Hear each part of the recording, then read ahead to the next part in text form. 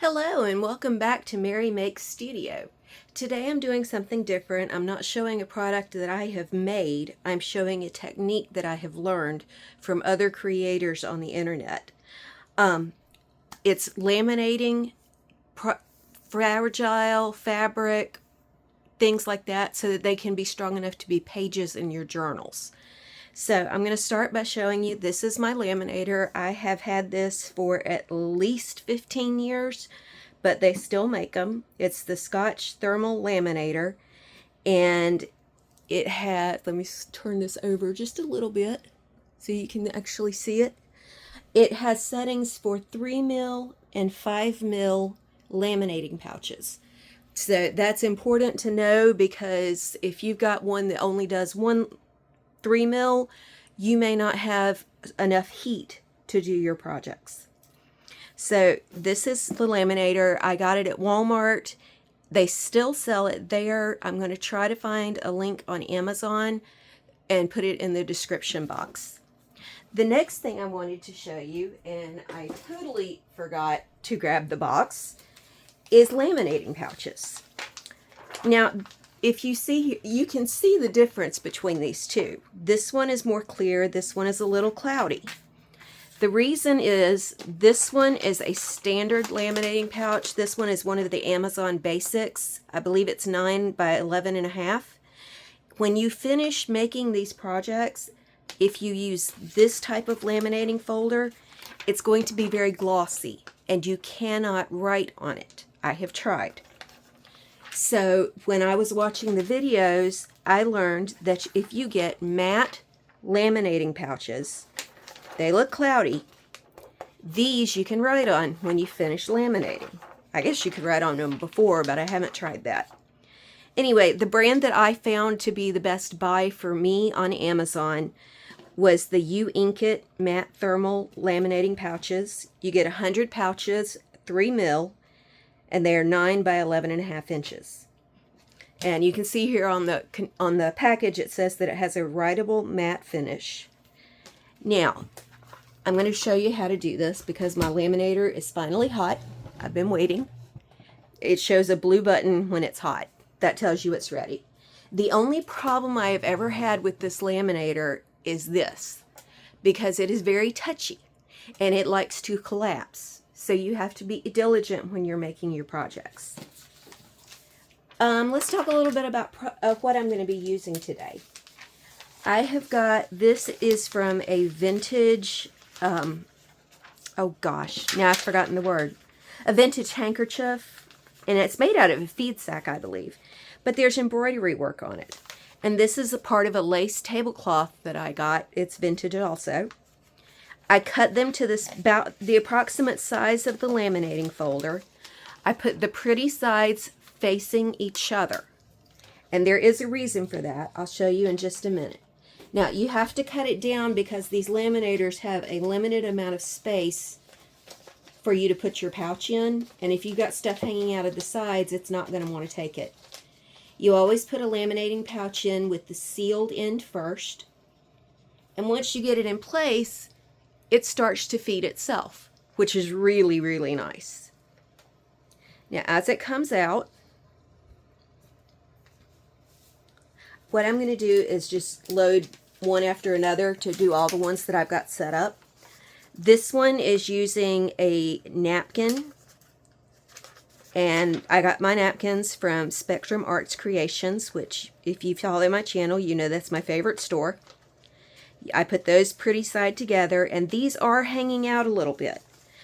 Because they are at the top of the pouch, I have found that it's not as big of a deal if they're hanging out, because the pouch is going to seal that. Then down here I've got 2 pieces of a vintage lace also that I wanted to see if I can use and make them into pockets so that I don't have to worry about things getting caught on the little lace fibers. So let's see how this does.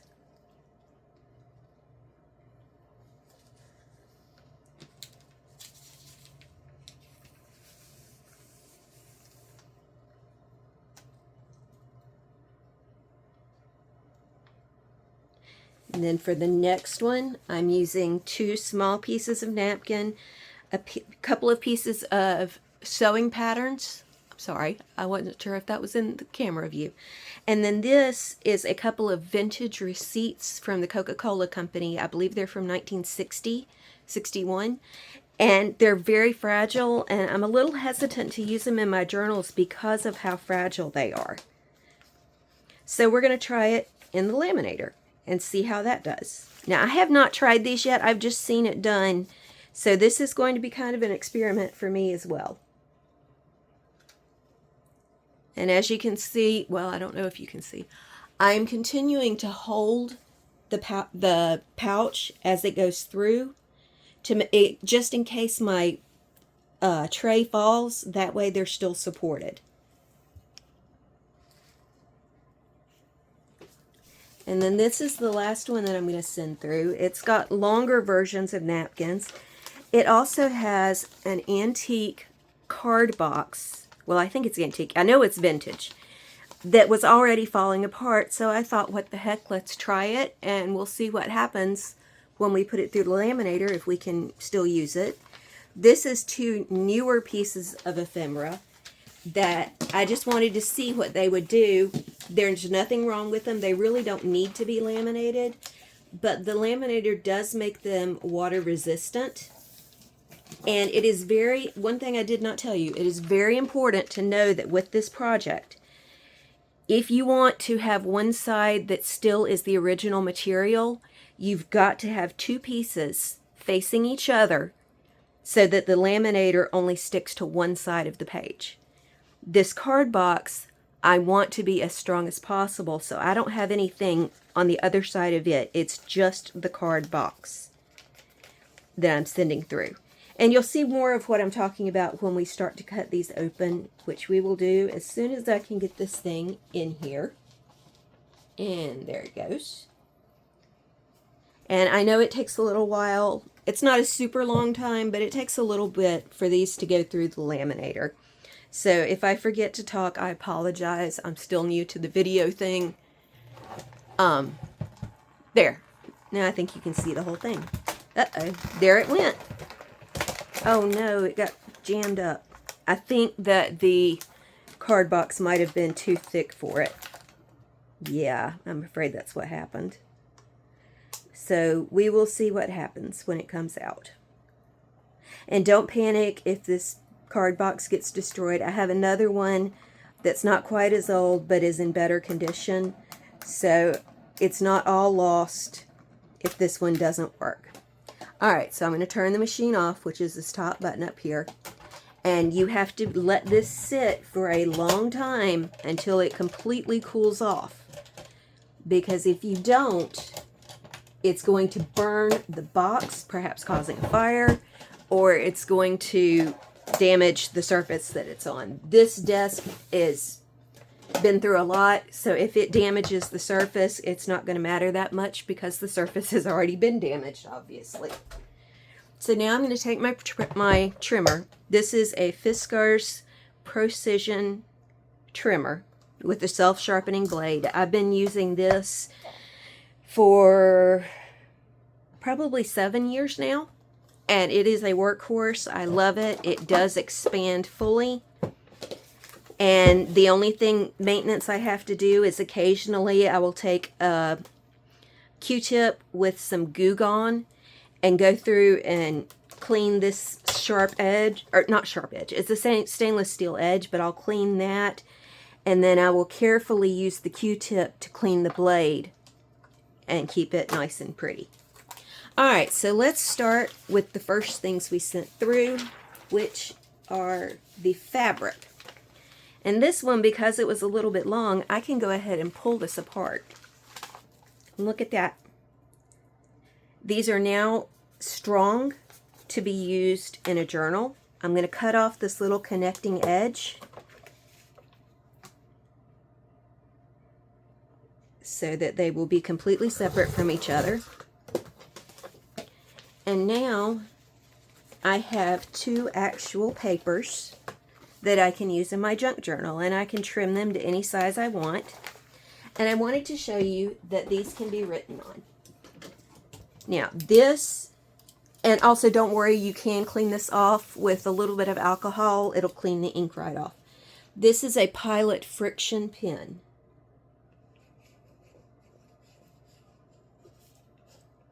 And you can see it writes beautifully.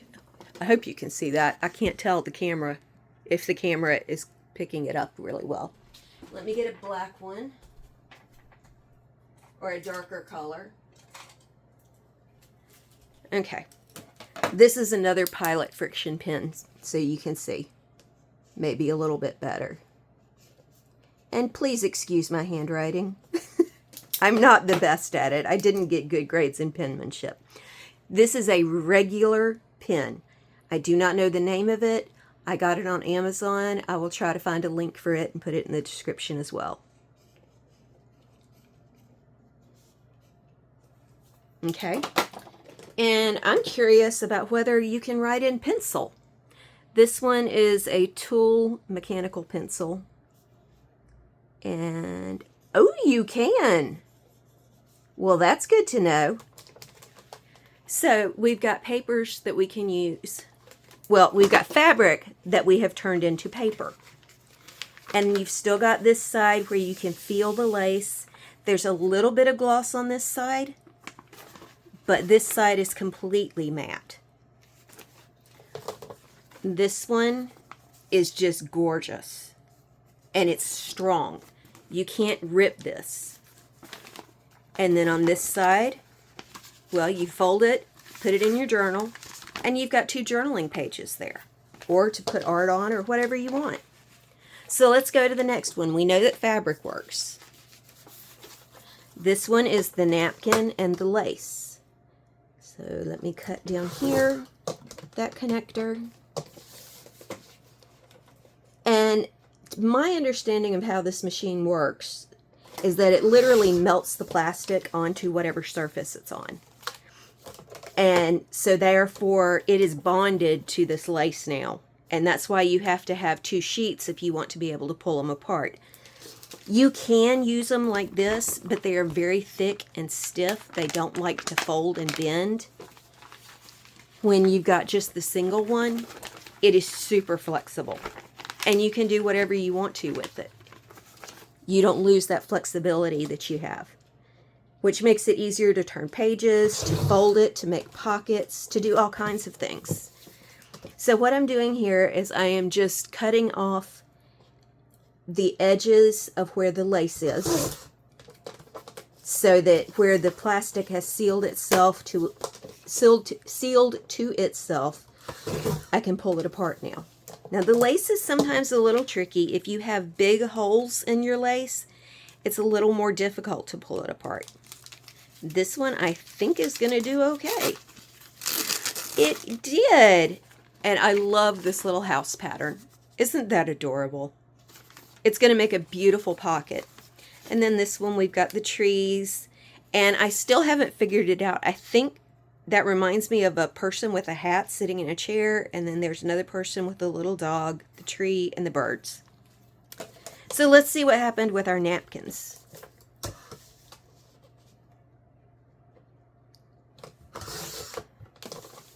And I mentioned that I got these from Spectrum Art Creations. They have hundreds of napkins available in their online store.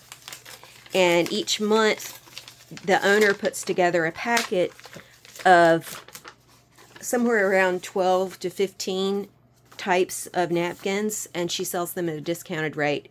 And she does challenges in her Facebook group that you can, if you win the drawing for it, you get a $5 gift card for their store. And it turned out beautifully. So I've got napkins that I can't tear. Beautiful. All right, let's see what happened with this one. And this one has got that pattern paper, which we all know is extremely thin and delicate and tears incredibly easily. And it's got that Coca-Cola ephemera also.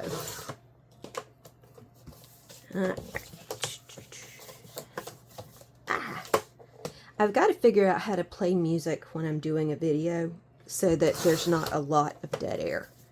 I never realized when I was listening to people who were doing videos how quiet it gets when they stop talking because they're concentrating on their work.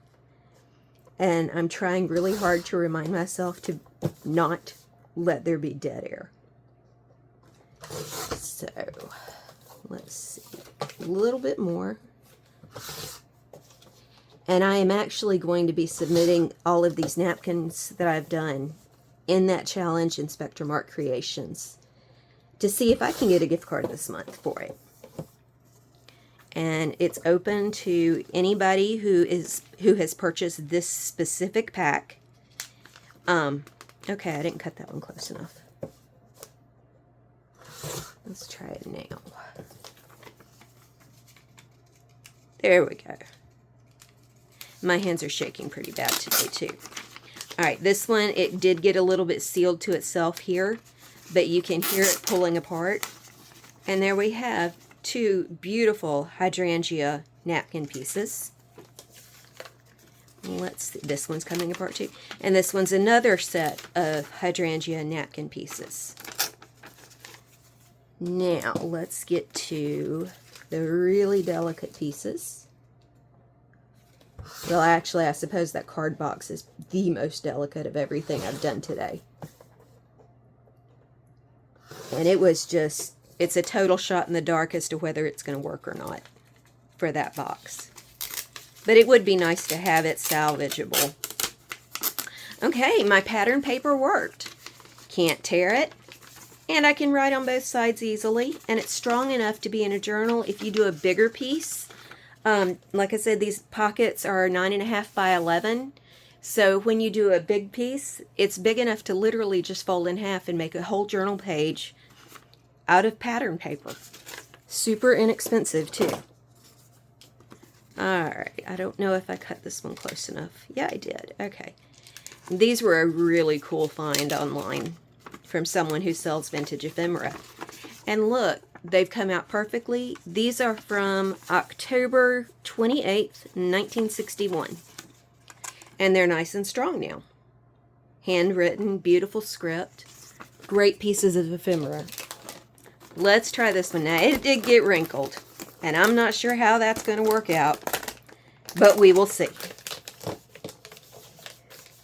So let's get it down here. I'm going to be really careful with the box and cut right at the edges of it, but not cut into it.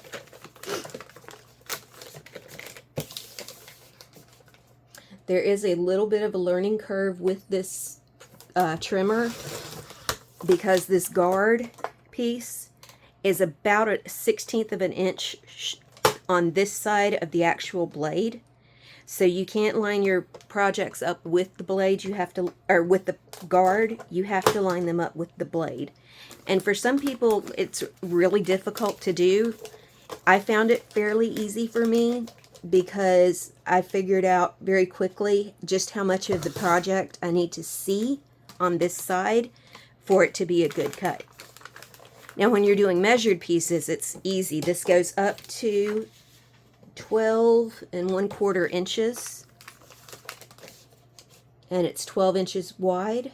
Actually, it's a little more than 12 inches wide, but when you've got a sheet of scrapbook paper with that little label strip at the bottom, it's hard to get it inside these guides. So it's little more than 12 inches wide. Let's see. Get this last side. And like I said, I'm not sure how this one's going to turn out. Fingers crossed, toes crossed, everything crossed. There we go. I forgot I had two different napkins on this one. Okay.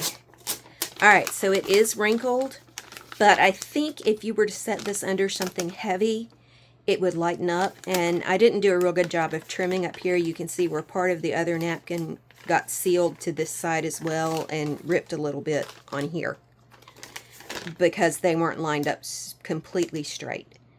But it's usable, at least this side is for sure. This one should be after I get it under some heavy boxes for a while. This is another one of the napkins that's really, really pretty. And these napkins are honestly, they're long enough to fold over and put in a journal. I did trim them sides down some though, so it's not the full size of the napkins when they started. Alright, let's see. Last pieces. And I do my videos right now, I do them all in one take because I have no clue how to edit videos to splice pieces together and things like that.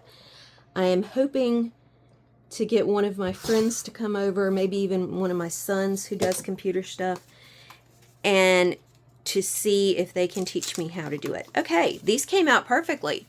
Like I said, these are just little pieces of paper, brand new ephemera. These are not old. They're made to look old, but now they're really strong, and they can be used as pockets and other things too. Now, the box. I'm going to trim out these pieces. Oh, and that piece didn't get stuck like it should have. Oh, phooey. I may have to cut that. I'm going to have to cut that piece completely off. It shouldn't hurt too much with the stability, but we'll find out.